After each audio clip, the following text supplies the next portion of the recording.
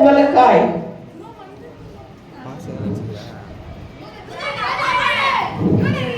என் மகனை விட்டு விடுங்கள் ஐயா, அவன் தவறு எதுவும் செய்யாதவன்.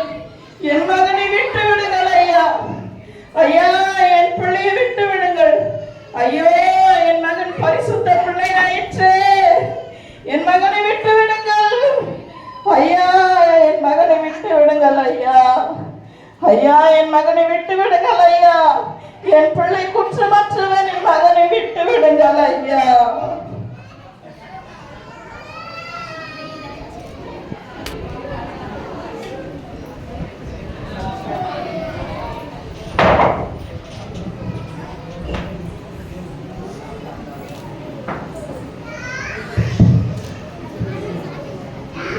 சிலுவையை சுமந்த ஒருவன் சிந்தின ரத்தம் புரண்டோடியே நதி போலவே பாய்கின்றதே.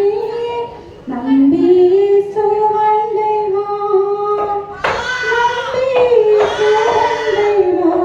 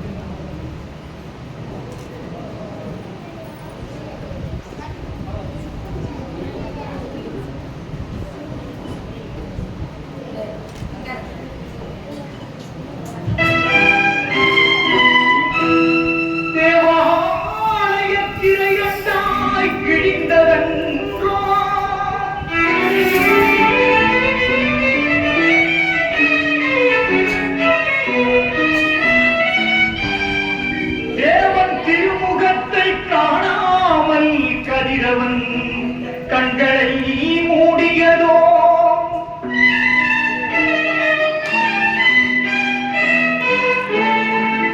காரி உள் சூழ்ந்ததோ, கல்லறை வெடித்ததோ.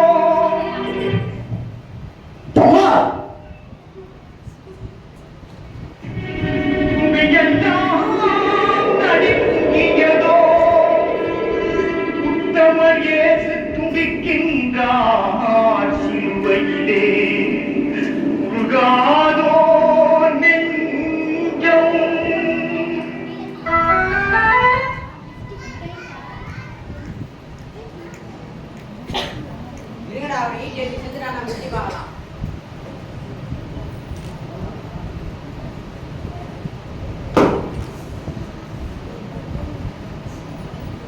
பிதாவே, இவர்களை மன்னியும், தாங்கள் செய்கிறது இன்னதென்று அறியாதிருக்கிறார்களே.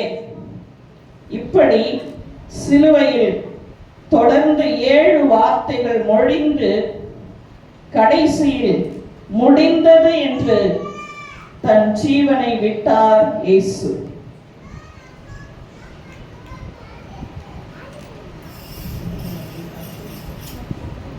இத்தனை பாடுகளையும் நமக்காக மாத்திரமே தன் சிலுவையில் ஏற்று கர்த்தர் மரித்திருக்க, இப்படிப்பட்ட தேவனை, இப்படிப்பட்ட தெய்வத்தை யாராலும் நேசிக்காம இருக்க முடியுமா? மரித்த இயேசு மரித்து விட்டார் அப்படி நினைக்கிறீங்களா? இல்லவே இல்லை. 3ஆம் நாள் உயிர் தெழுந்து இன்றும் ஜீவிக்கிறார் பரிசுத்த ஆவியாக.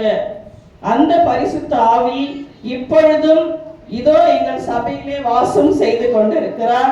நம்மில் வாசம் பண்ணுகிறார். நம் எல்லோரிடத்திலும் வாசம் பண்ண விரும்புகிறார். நீங்கள் தொடர்ந்து சபைக்கு வாருங்கள். ஆமென்.